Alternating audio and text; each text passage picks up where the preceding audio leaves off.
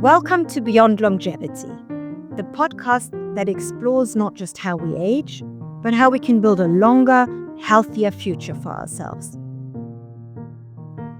Leslie Kenny was 39 and trying to become a mother when she was diagnosed with rheumatoid arthritis and lupus, and told she had about 5 years left to live. Leslie is now 61. Her autoimmune conditions have been in remission for years. She has 2 children, and much of her life is now devoted to a question that began with that diagnosis. How much power do we really have to change the trajectory of our own health? Leslie questioned what she was being told, searched for answers, and made enormous changes to her life. But her experience raises a much bigger question. How do you become an informed, empowered patient without crossing the line into believing that personal research can replace good medicine? That question ultimately shaped the next chapter of Leslie's life. She founded Oxford Healthspan and co-founded the Oxford Longevity Project, bringing her into aging research and, in particular, Spermidine, a naturally occurring compound being studied for its effects on autophagy, the process through which our cells recycle damaged components.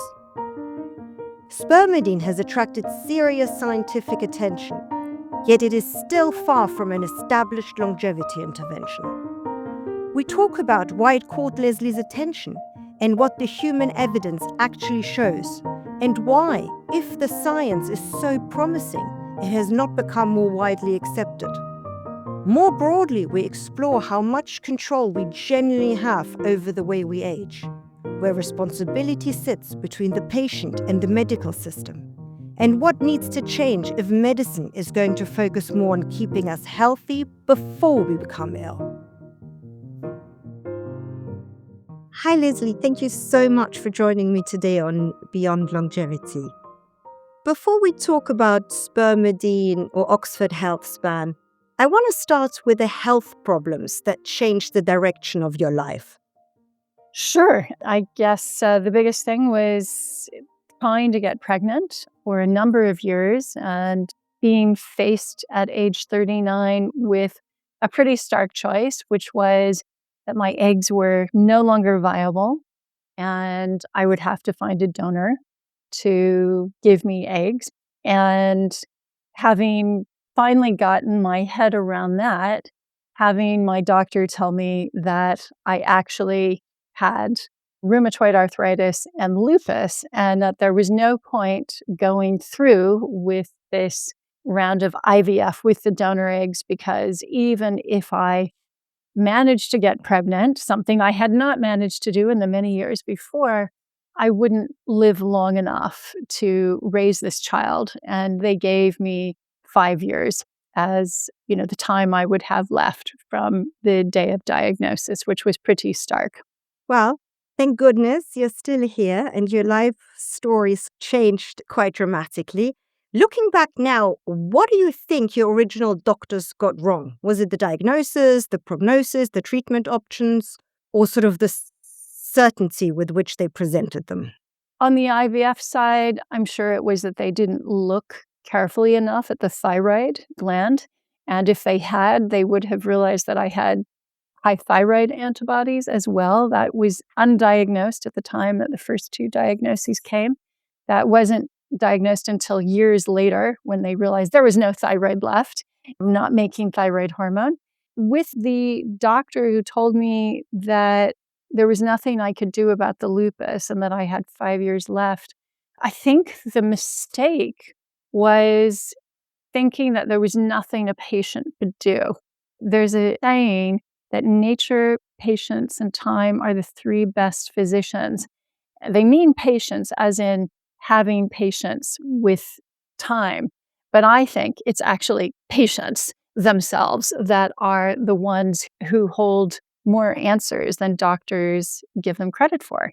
And I know you studied at the Institute for Integrative Nutrition and must value the role that nutrition has in our life and how much inflammaging we undergo But also as a mother, you will know that if your kids don't get sleep, they don't function well the next day.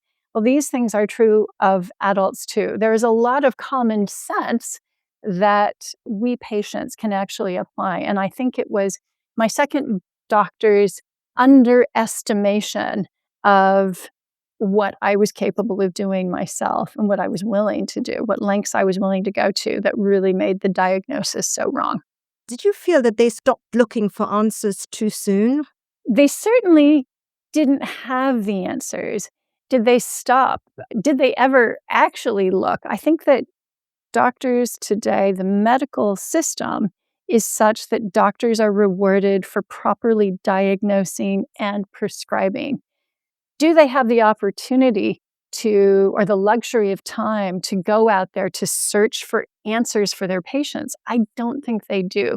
That's left to research scientists. And I know you interview a lot of them on your program. So you'll know there's a big difference between, say, a consulting physician and a principal investigator who's doing the research in the lab.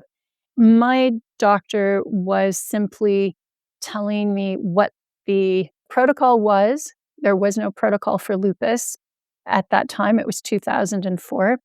And giving me the odds straight because I sort of pushed her to give them to me since I was so desperate to go through with this round of IVF with donor eggs. I was time pressed. And I think that it's just the system does not allow doctors the luxury of time to get curious. They don't allow doctors to walk alongside patients to investigate what the root cause of their illness is, nor do they allow them the time to walk alongside them as those patients try to make lifestyle changes. And that is something which I believe patients now understand. More and more patients are coming around to, I have more power than I think. Well, you certainly had more power than the doctors thought, because you took it upon yourself to cure yourself, to help yourself get better. Do you want to tell us a little bit about that? Well, I was very lucky. It wasn't that I cured myself. It was really, I was able to rely on the work and experience of many other patients. So I had learned this by going through IVF, that if you go to a patient forum with other IVF patients, they're very supportive, and you often will get into a group of other women who are cycling. We're all doing the same IVF transfer at the same time. It's very supportive. And so my first port of call, as soon as I got the rheumatoid arthritis and lupus diagnoses, was to go to these patient bulletin boards. And on the rheumatoid arthritis bulletin boards, the patients told me, I've been on these immune suppressing drugs that my doctor had prescribed for me too, just to stop my hands from becoming disfigured by the disease. They said, those immune suppressing drugs, they work for about 18 months and then they fail. And then you go into a new drug and then they fail. And you go into a new drug. And you at all times have to be so careful about not exposing yourself to germs because you're vulnerable if you're suppressing your immune system. So I heard that on that patient bulletin board. And then over on the lupus bulletin boards, they told me about a study that had been done in Germany in 2000, where 13 lupus patients had been given a transfusion called intravenous immunoglobulin. It is made up of the pooled antibodies from anywhere from 3 to 10,000 donors. And that is done for people who can't produce antibodies, but they noticed that actually in lupus patients given this, that it modulated their immune system. And that was really the turning point for me, was finding that therapy, intravenous immunoglobulin or IVIG. And I immediately went to my doctor, very excited. Hey, look what I found. Isn't this great? And the doctor said, actually, not great. It's only 13 patients. It's not statistically significant.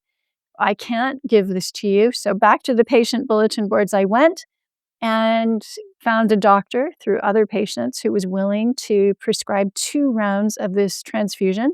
It was a cost of about $12,000 US each. and took about 4 hours each one. And when I finished with the second one, by the time I'd finished with the second transfusion, I had completely changed my lifestyle as well. And I, under advice, stopped taking the immune suppressing drugs I had been prescribed for the rheumatoid arthritis. And when I went back to my doctor for a routine checkup a few months later, she opened my file and said, "Well, look at that. You don't have lupus or RA." And very excitedly, as any patient who hears something, some good news would be, I said, "Excuse me?" And she said, "All your labs have returned to normal." And I said, "Well, that's amazing. Do you want to know what I did?" And she said, "No, that's okay." And obviously, it was now time for the next patient. I know I'm not alone in having this kind of experience because other patients have told me it's happened to them too. Again, the current sick care system does not afford our physicians the opportunity, the luxury of time to get curious. But this is where scientific breakthroughs happen, is in curiosity. And once we tell our doctors to stop getting curious, I think that's really terrible. So it's up to us patients. I don't think we can solve this problem of our physicians being time poor, especially as we all get more and more people are getting older, are presenting with chronic diseases and comorbidities. We can't change that system. These doctors have less and less time, so it's going to be up to us patients to really advocate for ourselves, but also take some responsibility and really empower ourselves to make those lifestyle changes where we can. Let's be clear here. At that point, you're not a doctor or a scientist who's assessing evidence from a comfortable distance. You were a patient facing a frightening prognosis and trying to work out whether there really were options. Before you knew whether any of these choices you had, because I'm sure people suggested other things for you to try or do, how did you decide what was credible enough for you to try? Because the intervention you chose at the end was only done in a very small group. As I mentioned, the patient chat rooms were really instrumental. I relied heavily on them. But in 2005, a book came out written by Dr. Barry Sears, a Boston University researcher, and it was called The Anti-Aging Zone. And in that book, he talks about how autoimmune patients are aging prematurely. And it is through inflammaging, at that point was a new term that Claudio Franceschi had coined. Inflammaging was making them biologically older than their chronological years. And what they needed to do was remove all the triggers to their immune system and add in things that were anti-inflammatory. So things like extra virgin olive oil, omega-3 fish oils, and a very clean plant-based diet with some fish as well. There was some animal protein if you chose to. And he also recommended that these patients get tested for allergens, which I did and could easily see that gluten, dairy, and eggs were a problem. So I had to find new recipes to replace everything I'd eaten. And that seems so daunting. If somebody told you you've got to take these things out of your diet, you might think, oh, that's impossible. But actually, I think people will be surprised by how many workarounds there are. And I was pleasantly surprised. And I've been able to really live gluten and dairy-free for years now, 2 decades, which is kind of incredible when I think about it. It's so much easier today than it was in 2005. It was quite difficult then. At the same time, I was a voracious reader and I looked for things that resonated with me. So I looked at a book by Professor Gerald Epstein at Columbia University in New York City called Healing Visualizations, and he had used these with cancer patients. And I thought, well, I could create one myself. And I had initially used those for IVF to help with embryo transfer and implantation. Now I was using them to try to calm my body down. I also learned about the ACE test. It's a kind of adolescent and childhood trauma test. And I scored pretty badly on that and knew that I had some trauma therapy work to do, involving writing letters to loved ones who'd already died, in particular my father, and just kind of releasing that because it appeared that there was some low-level chronic inflammation from that. As you can tell, everything from dietary triggers to the immune system to kind of chronic stress triggers, whether it's trauma or just adding in things that are anti-inflammatory, like extra virgin olive oil and healing visualizations, meditations. I was definitely ready to embrace all of them if it could help me. And that is where I do think doctors can underestimate the desire of some, not all, but some patients to really live and thrive. And I think I'm an example of somebody who really wanted to make the changes. Most definitely. You did quite a few things at the same time. As you said, you had the IVIG, you changed your diet, you've controlled your stress levels, and did a multitude of things at the same time. So when your inflammatory markers and all that later normalized and you were told you were in remission, Yeah. don't have it at all, how did you make sense of what had actually made the difference? Or was that not even relevant? I was so focused on having a baby. You're a mother, I'm a mother. It's such a primal thing that once I was given the all clear, I was like, woohoo, saying goodbye to that. Now where's the baby? And I just went back to that goal. So I didn't really think about it, honestly, until much later when I began to meet other patients. So people you might meet at a party or you might hear about through friends would say, oh, their daughter, their sister was diagnosed with lupus or RA, and they didn't know what they could do. They were put on methotrexate. That kind of came after the immune suppressing drugs. Methotrexate, for those who don't know, is a cancer therapy. You're infused with this, but it's not good for your eggs. And in the same way that you're not supposed to get pregnant on Roaccutane, because it's not good for your eggs, you're not supposed to get pregnant on methotrexate. And so I'd listen to these stories about these other women and think, this is really unfair because they're still going through the mill. And can I help?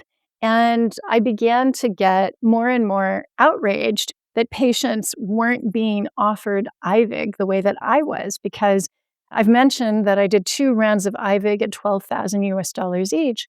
The immune suppressing drugs I was given were about $5,000 with my insurance. And that's a month per month. And I've estimated that had I stayed on the immune suppressing drugs all this time, my insurance company would have spent over $1.2 million. So why not give them the $24,000 treatment? They're off of this chronic disease merry-go-round, because once you get one chronic disease, especially with autoimmune diseases, you will pick up others. It becomes a collection. And most of these people don't want to be collectors of autoimmune diseases, right? It's not like collecting porcelain elephants or something. And I was very lucky in that I was introduced to some scientists. I moved from the United States to Oxford, England, where my husband was from, and met other parents at the school ground gates, and through them learned about some really interesting research that was happening at the Kennedy Institute for Rheumatology at the University of Oxford. So these were scientists who were looking at rheumatoid arthritis as well as other autoimmune conditions, and they could see that this compound, which we all make when we're young, and that is in all food, and that our gut biome can make, it was modulating immune cells. And initially, these studies were done in mice, but have now been done in humans. And it really struck a chord with me. And I thought, this is amazing. We need to bring this to market. But when I asked the fellow from Oxford Science Enterprises, who had, in all fairness, introduced me to them, I said, look, I'll start a company and let's bring this to people. exactly what I would have wished for. Let's do this. And he said, oh no, we can't do this because this is a food and it can't be patented. And we only invest in things that are patented. And that made me even more outraged. Again, because I also went to the Institute for Integrative Nutrition like you, and I know in the power of food and had also witnessed it firsthand when I had removed the allergens from my diet. I'm sure that was part of my remission. And so I started then with bringing this food-derived compound to market, this immune modulator. And it's kind of become a labor of love, really. And when times are difficult, I just, I can dig really deep because anger at the injustice of it all, really will fuel you, right? I just don't want more people to go through what I went through. Definitely. And before we come to all these exciting things you've already touched upon, I just want to pull back a little bit. And I just want to ask you, how do you encourage someone to say to their doctor, or to themselves, I want a second opinion. I want to understand my option. I want to understand what's going on. Without them hearing, my doctor's wrong. I know better. And in the worst case, stopping conventional treatment that they may genuinely need to stay well or even to stay alive. That's a very good point. I think that I wouldn't suggest for somebody to come off their protocol, but that doesn't stop them getting curious and asking questions. And medicine, in my mind, and both of my grandparents trained as medical doctors in Japan in the 1920s, I was always told that this is a collaboration, this is a partnership. And I think maybe it's Western medicine, or maybe it's simply the power dynamic. Sometimes medicine, it should be a partnership between the physician and the patient. They both have knowledge. The patient has lived knowledge and has many data points from living with this disease 24 hours a day, 7 days a week. The physician has knowledge as well. And together, they are much more powerful. It is not 1 + 1 = 2, but if they can collaborate, it becomes 1 + 1 = 3, and hopefully a cure or a handle on this illness can be found. And that's what I always say, is that if you can't get curious yourself as a patient with your physician, then perhaps it's time to find someone who really wants to collaborate with you and who will also listen to the things you say. How many times do we open the newspaper, and this happened just yesterday, a young woman, 34 years old, says she's been telling her doctors for years about excruciating pain in her gut, and they keep dismissing it. You're too young, it's not possible. It turns out she has terminal cancer.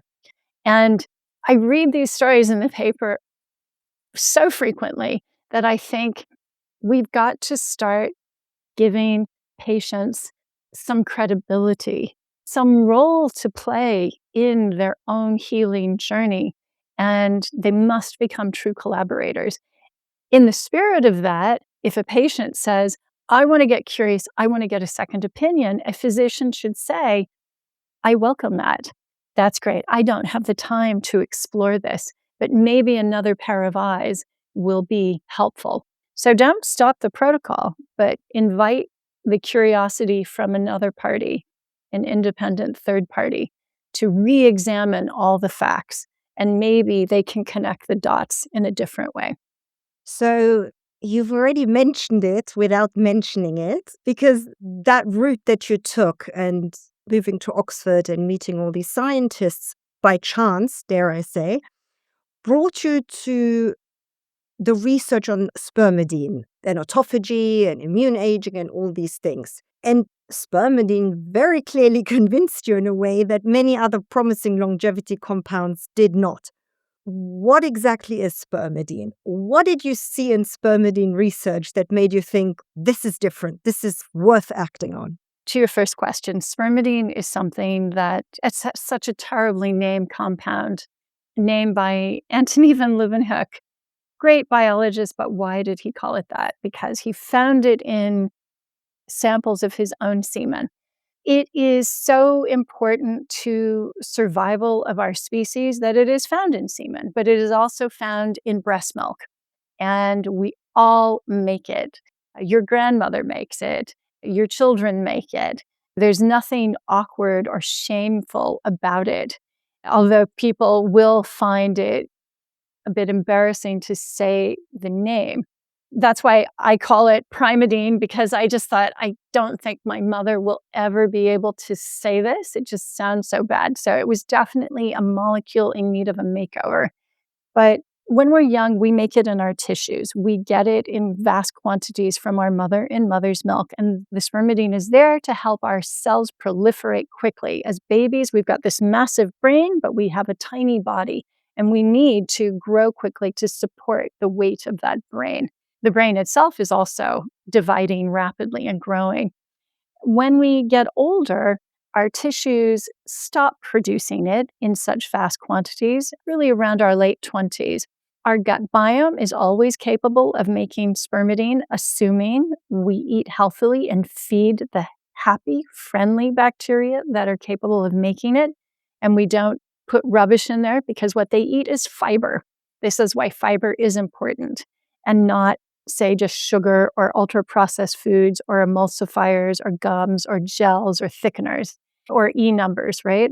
And the other place that we get it is from plants. So all plants make it. And interestingly enough, in the plant kingdom, it is present in high quantities in the endosperm of the seed to help that seed grow quickly and survive.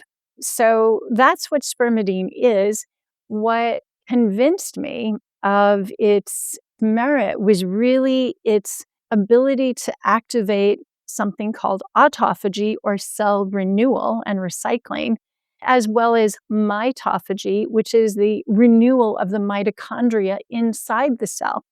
And the more that I looked past the research around reversing immune cell senescence, that's zombie cells, zombie immune cells, I could see that it was inhibiting 9 of the 12 hallmarks of aging.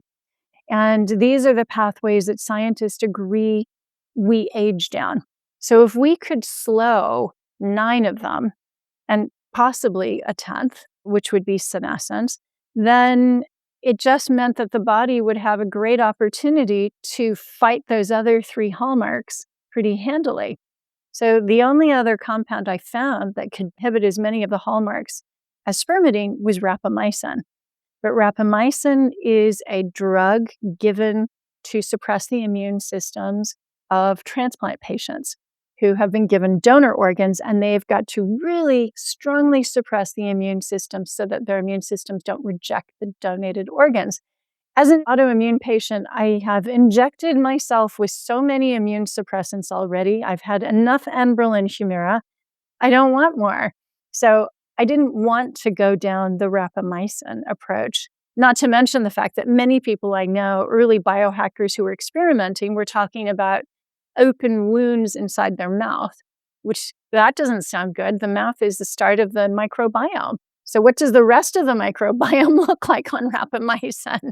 So that's the reason why spermidine caught my eye, and it continues to intrigue me as a compound, and not least because there's another hallmark of aging that scientists are talking about, the extracellular matrix, and spermidine appears to have a role in that, positive role in that too. So you've mentioned that spermidine is found within humans. You can get it from food. And I think this is the central question that I have about it all. Spermidine is not fringe science. Respected researchers are studying it, but it still has not become a standard intervention across the longevity field. The evidence, is as strong as you believe it is. Why has spermidine, other than the unfortunate naming of it, not become one of the standard intervention in longevity? Well, let's talk about the other interventions, maybe nicotinamide riboside, which did get started. The research got started earlier. And I think that for nicotinamide riboside, The name of the company that manufactures that escapes me right now, but out of Los Angeles, they have now been invested in by Nestle. Once a large company like Nestle begins to invest in a patented compound like NR, you then start to see big marketing dollars behind it. And it's really about getting the word out. Now, I always say, again, as an IIN coach, who started out looking at nutrition, I am a food first kind of person. Please do not believe you can take my supplement and eat rubbish. This does not give you a pass to eat McDonald's. Sorry. And you should get this from mushrooms, from legumes, from tofu first. Well, none of that is sexy. It's so much sexier to say, I've got this great pill and it's going to do everything for me. And it is going to give me, it's a silver bullet and it's going to give me a pass. I don't say that. I also don't have patents to protect me from having lots of other people pile in here. Without a patent mode, I think it's unattractive to promote. Can I just ask you about the 9 out of 12 hallmarks that spermidine touches, the hallmarks of aging? When you say that, have those effects been shown in people, or do some of them come from cell and animal studies? Where have they been shown? Some will be from animal studies, and some will be in humans as well. And for instance, I'm very careful not to say that spermidine inhibits cell senescence because we only know that it inhibits immune cell senescence. And therefore, I don't know about cells in other parts of the body, and I don't claim that hallmark. But this research was done by Professor Linda Partridge and Matthias Fuente Alba at University College London, and also by Brian Kennedy, who you probably know at National University of Singapore. Just trying to see if I could find the paper that looks at this. And from the Partridge, Fuente Alba, and Kennedy paper, and let's go to spermidine. So for the initial 6 hallmarks of aging, which were eroded telomeres, epigenetic changes, impaired protein folding, dysfunctional mitochondria stem cell dysfunction, and impaired intercellular communication, according to them, spermidine inhibits the hallmark. And then with 3 of those, impaired protein folding, mitochondrial dysfunction, and impaired intercellular communication, the role in the aging phenotype or lifespan has also been shown experimentally. I would say with the eroded telomeres, we've seen it in cells. That was a German study, Wirth et al., which was done in 2021, which showed it in human cells. But that was all in vitro. That was not in a person, right? Just to be clear. I always want to be very clear about what we factually know and also where we are at what stage of the research. That's very important. No, of course. But what is interesting is that if you look at studies of what the long-lived populations around the world are eating, there have been studies which have been done. I think it's Kegel, I don't have it right at my fingertips, which was done in Germany or Austria, showing that higher spermidine content in the diet was positively correlated with longer health span and lifespan. Similar study was done in Japan as well. And also simply looking at the longevity blue zones, Nicoya Peninsula in Costa Rica, Sardinia, Ikaria, Okinawa, Loma Linda, they only eat plants. These Seventh-day Adventists don't eat meat. They're just eating lots of plants. Therefore, they will be getting a lot of spermidine in their diet. The Icarians, Sardinians, and populations in the Nicoya Peninsula in Costa Rica are having sheep's cheese, and they're having plants as well. And sheep's cheese does have some spermidine as well. Cheese is a source of spermidine. And the Okinawans have their fermented soybeans, natto. And they have a very special kind of extra slippery, extra smelly natto, very different from the rest of the Japanese on the mainland. And so there is a link between this and diet and health as well. I definitely see, that a link can be made. But I mean, it is all anecdotal evidence. I wouldn't say that about the Kegel research, and I'm just kind of looking to see if I can find it here. I can send you that study afterwards. Sure, we'll put it in the show notes. No, Yeah, no, no, absolutely. Look, don't get me wrong. As I said, I always like to be very open and upfront. And of just because course. something is at the early stages of being tested, Yes. that does not discredit it in any shape or form. I just No. want to be clear about that. You're right. It's just because it is such a promising supplement, I just want to know, are you doing tests on humans anytime soon? Are you planning it? Is anybody else doing it? Tell us about that. Yes, yes, and yes. I have found the Kegel study. The Kegel study was completed in 28 or published in 2018. The study is called Higher Spermidine Intake is Linked to Lower Mortality, a prospective population-based study published in the American Journal of Clinical Nutrition. So there is at least that one. In terms of research, so there are clinical trials that have already been conducted, a number of them in cognition and memory. And that's where the minimum effective dose of 1 milligram per day has come from. And that was using wheat germ derived spermidine. So it is a food derived source.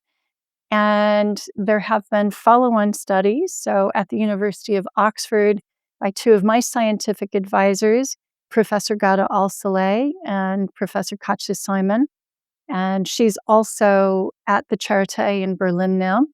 And they published a paper earlier this year on food-derived spermidine from wheat germ at 6 milligrams and how it has improved vaccine response in the elderly. Katja will be one of the first to say that vaccines in the elderly do not work well, not as well as they should, because of this lack of spermidine and the inability of the immune cells to function properly in the presence of a vaccine.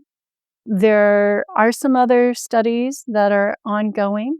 We've certainly put in applications for use of spermidine with Parkinson's, with ALS, other illnesses that are what we call lysosomal storage disorders. So lysosomes are just part of the autophagy mechanism. It's like a cog in the machinery. And if you don't have enough lysosomes, then the machinery of autophagy doesn't work.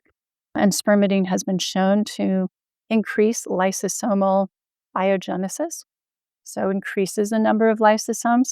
So the question is really the funding, because we can certainly provide the product to give to these individuals who are researching, but the cost of a study, a clinical trial, is prohibitive.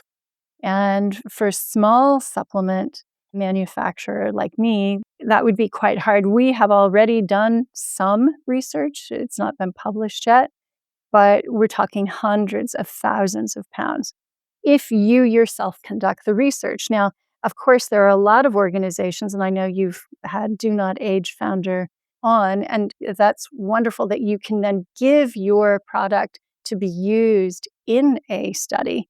That is by far the more cost-effective way to participate in a trial. And I think it's great then if the researchers have already got the grant to run that clinical trial. But ethics alone can take a year and is very costly. So that's just allowing you to enroll patients in your trial before you even get started. Yeah, money is definitely a big barrier to a lot of research and all that. I mean, even if you're a big company, it's prohibitive. But it's very interesting that you mentioned Alan Graves from Do Not Age. Him, you, me, we are all sort of in a similar position in that we didn't originally start out, never mind in the longevity field, but not even in the medical field or, in the science field. And we all ended up here. and sort of are quite big proponents now of that field. How do you see your role in the longevity field? Patient advocate, really. It's really the patient empowerment work. And I do that through my work with the Oxford Longevity Project. I am the least qualified person there. My board member, Sir Muir Gray, he's been writing preventive medicine textbooks for GPs and textbooks on how to slow the progression of Alzheimer's and dementia for decades. Sir Christopher Ball, a longtime educator, also another board member, Dr. Paul Chen, an oncologist, PhD and medical doctor here at the University of Oxford, and emeritus professor of cardiovascular physiology, Dennis Noble. These people are doing the science. All I do is say, patients, we have to do our role. Dennis and Sir Muir and Dr. Paul Chen, they're looking at the research, right? And we're always bringing scientists who have something new to say, whether it's Dr. Chris Van Tolken, who's at UCL, talking about ultra-processed foods and its impact on our health, which we brought him this year, shine a spotlight on him, or Professor Robin Chowdhury, who's both a principal investigator and a clinician at the University of Oxford, and talks about how important it is that we have good heart health in our teenage years. I know you've got kids, and that will serve them well in their later years. Or Louise Newson, her work on hormones, or Professor Kieran Clark and her work on ketones and brain health. These are people who, not Robin, but the others, were what I'd call orphans, who had something to say, had a body of work, but people were not always paying attention to what they were saying. I think, Chris's work with his ultra-processed people, that book was a New York Times bestseller. This message is now finally getting through, but all I want to do is enable that. So as a company, Oxford Healthspan is the backstop. We're the financial backstop. We sponsor everything for the conferences, and we try to shine a spotlight on those voices that might not necessarily get heard, because there's ketone research. It's absolutely fascinating. Do we have a lot of commercial activity in ketones? Not really. Not really. But the research is very compelling. It's very compelling. Thank goodness for the Bushuki family and their foundation for really moving the needle on, say, the ketogenic diet and bipolar and schizophrenia patients.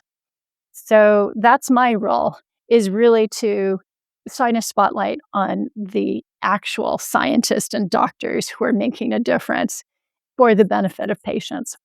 So you've mentioned Oxford Healthspan and the Oxford Longevity Project. Just tell our listeners a little bit what each one exactly is and what each one does. Oxford Healthspan is a nutraceutical company and is really taking a food-derived compounds of spermidine and nubilatin and commercializing those, just making them available and saying, look, we've done all the testing. These are hand on heart, really food-derived. Here are the farmers who I visited to get these raw materials. Most companies use synthetic. They take a tiny amount of wheat germ, and then the rest of the capsule is full of synthetic spermidine. That's fine, but we don't have safety or efficacy trials with synthetic yet. That's what concerns me. The Oxford Longevity Project, it was really born out of conversations with friends. That would be Dennis Noble, Christopher Ball, and Paul Chen during lockdown, where we felt, wouldn't it be great if we were told a little bit more than just remaining in place and banging pot lids together? Is there not something more we can do? Actually, patients do have more control than they think. And our very first summit was around autophagy and immune health.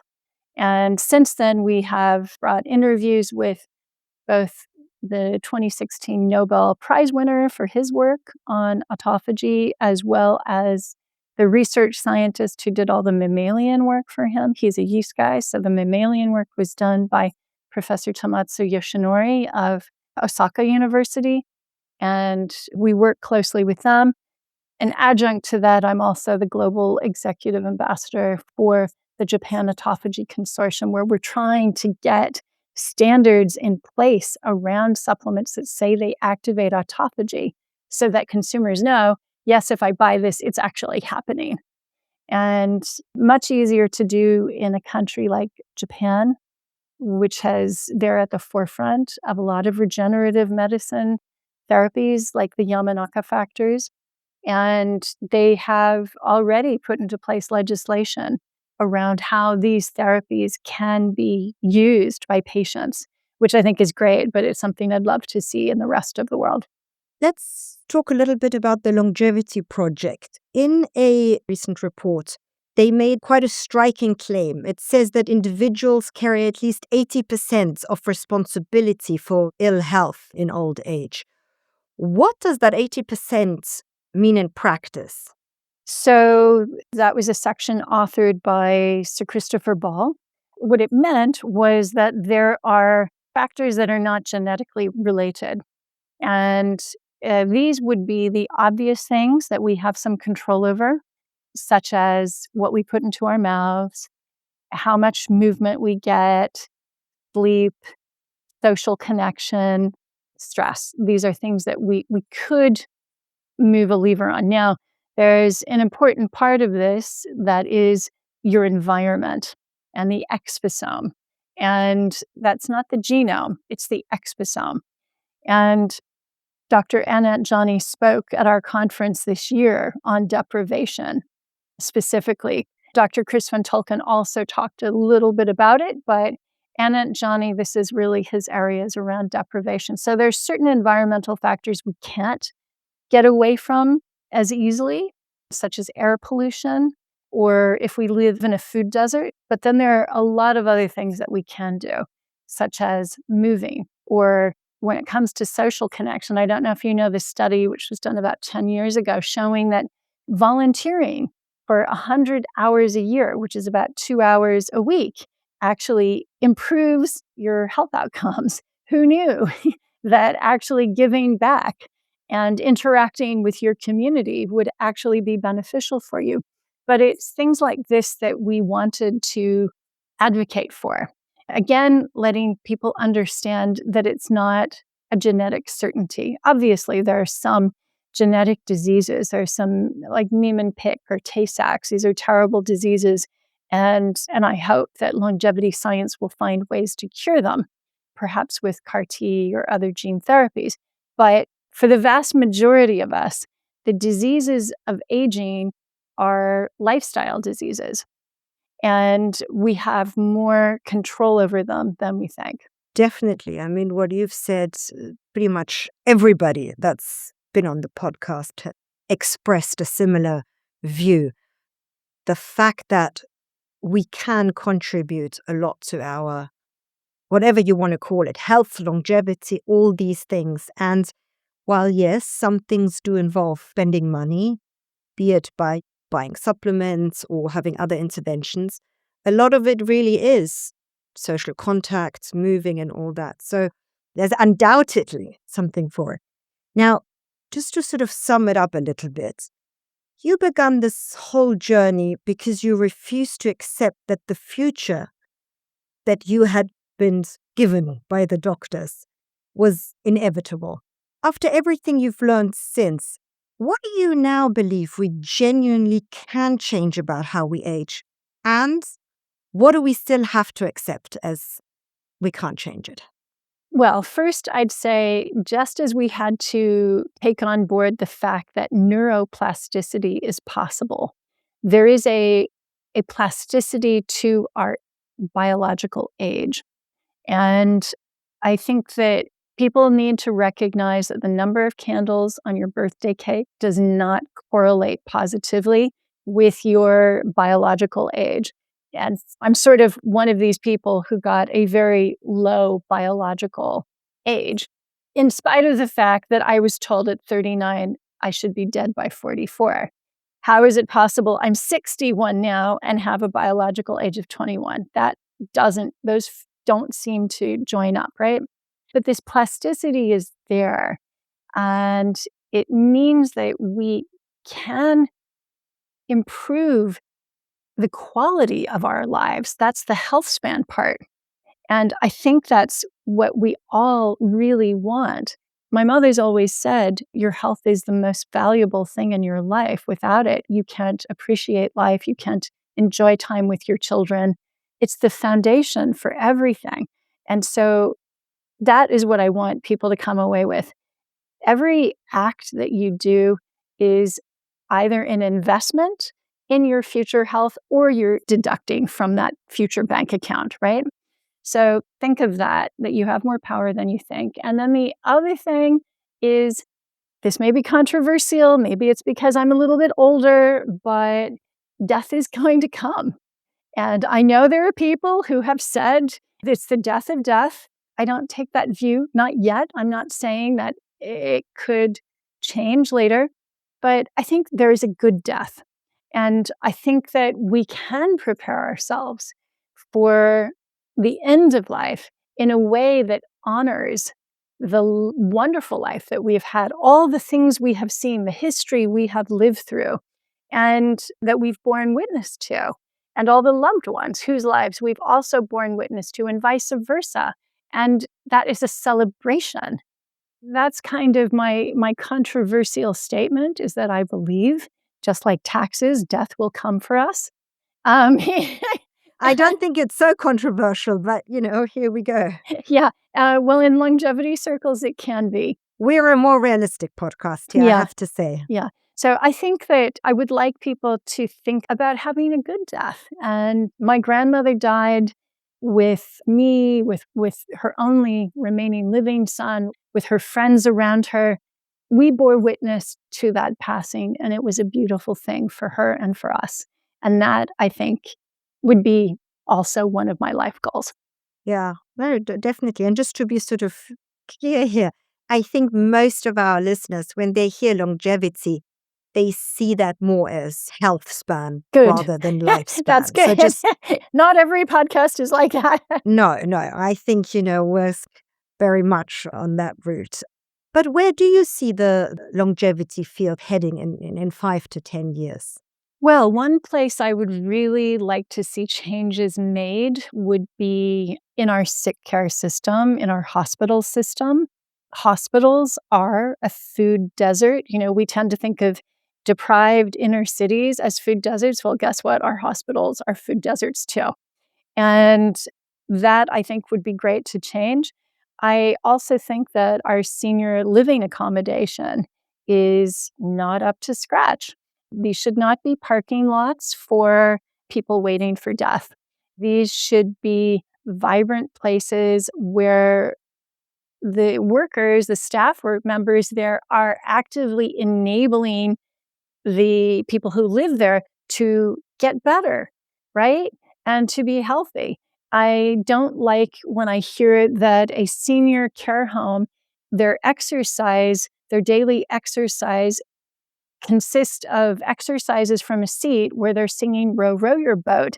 I think that's infantilizing some very wise people. I think that we're going to see a big change. And once wellness transforms that sector, I hope that should I ever need to go to one of these places and am not able to get older in place, that it's going to be a place where I'm going to get better and I'm going to learn more and I'm going to stay curious and engaged. And hopefully that volunteering in the community piece will be there too. Why can't we take those people in a care home and get them to help with volunteering, right?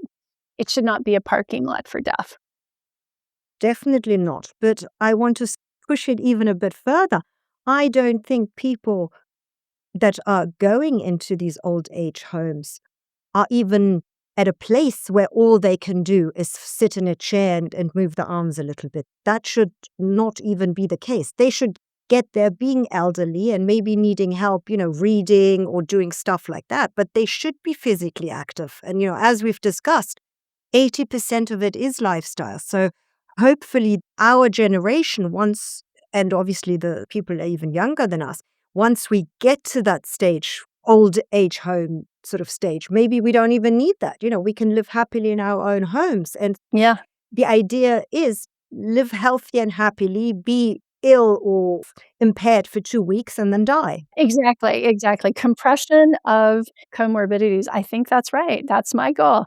And my colleague, Sir Muir Gray, always says that the moment you cannot get up, cannot sit down and get up from the toilet, that is the day you will be exiled to a nursing home. So for anybody listening, that's the metric. I know it might sound a bit coarse, but that is the reality. Yeah. And the reality is, we should all be knowledgeable enough now to know to not let it get that far. I think this is the main message. Keep active, do these things so, it doesn't get that far. I agree with you on that one. So, yeah, definitely some change needs to happen one way or the other. Agree, 100%. Now, before we finish up, I always ask my guests 5 rapid-fire questions. What's the single best piece of advice you would give your younger self? Give my younger self, stay curious. Name one habit everyone should adopt for a longer, healthier life. 10 squats every half hour. If you weren't, well, that question doesn't really apply to you because you've had so many careers before, but if you weren't in the longevity science right now, what career would you have chosen? Oh, endocrinology. What microdose habit, 5-minute routine, or small daily action yields outsized longevity benefits? Actually, I quite like astaxanthin. You don't have to take a lot of it, but it confers UV benefits to your skin. And you don't have to think about it too much. What's the craziest longevity myth you've encountered, and is there any truth to it? The craziest longevity myth, it might be the death of death, to be honest. I think that is the biggest myth that we have hit escape velocity, and it is the death of death right now. We're certainly at life extension, but the death of death, no. A hard no. A hard no, yeah. Not yet. You never know. Science and biology is moving at a crazy pace, so never say never, but at this moment, I do agree with you. It's a hard no. Yeah, exactly. Well, listen, Leslie, thank you so much for joining me on Beyond Longevity. It was a pleasure talking to you, and wow, what an inspirational story. I mean, if you don't give hope to the masses, then I don't know who. Well, thank you. It's been a pleasure as well. Leslie's story is extraordinary, but I think the most useful part of it is not the idea that everyone can reproduce her outcome. It is that being a patient does not have to mean being passive. There is an important balance here. Asking questions, seeking second opinions, and taking responsibility for the things we can change is very different from rejecting conventional medicine or assuming that something that worked for one person will work for everyone. Spermidine is also a fascinating part of Leslie's story. There's some genuinely interesting science behind it, particularly around autophagy, and enough promising research to understand why Leslie became so interested in it. The human evidence is still developing, but it is certainly a compound worth watching as that research progresses. And perhaps the broader point is simpler. We spend a lot of time in longevity talking about new drugs, biomarkers, and technologies. But many of the biggest levers we have are already available to us. How we eat, move, sleep, manage stress, and stay connected to other people. The science will continue to move forward. In the meantime, there's already a great deal we can do to give ourselves the best chance of living longer and, more importantly, staying healthy while we do. Thank you for joining me today on Beyond Longevity. Please rate, subscribe, and review.